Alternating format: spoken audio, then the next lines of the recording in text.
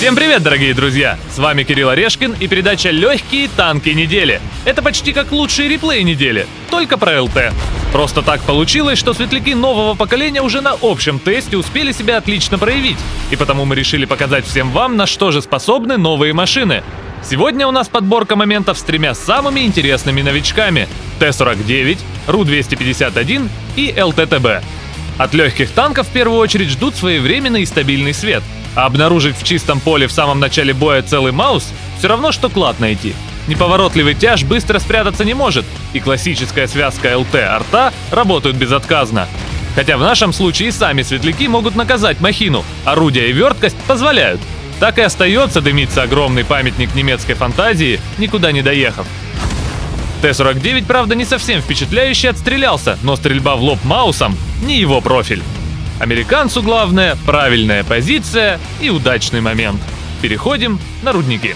Взять горку на рудниках – полдела, надо ее еще и грамотно использовать. Противник заехал дальше, чем следовало, нужно ему об этом любезно сообщить. 929 единиц урона по ТТ 10 уровня – очень убедительно. Ради таких моментов и хочется ставить 152 мм дрын.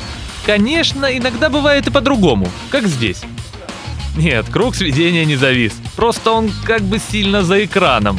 А пока сведешься да зарядишься, приходится добивать танки с копейками прочности. Хотя есть в игре и танк, придуманный как будто специально для нас. Великий и ужасный Waffentrager Auf E100. Огромная картонная рубка просто напрашивается на фугас 8 сотен урона. На других танках тоже полезно пару фугасов при себе иметь, как раз на случай внезапной вафли.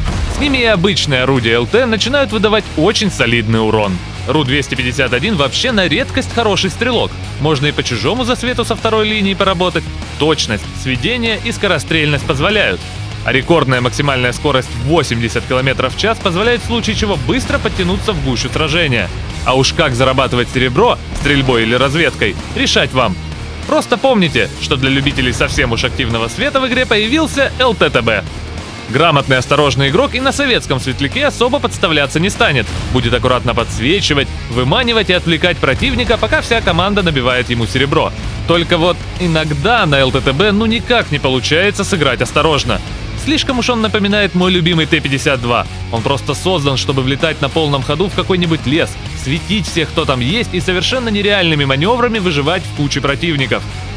Главное, чтобы команда в это время не хлопала люками и активно разбирала сбитых с толку врагов. Не представляю, какой еще танк может приносить столько фана и адреналина, но минусы такого подхода очевидны. Одно неверное движение – и вам конец. Самые лихие трюки на ЛТТБ смогут показывать только очень умелые танкисты.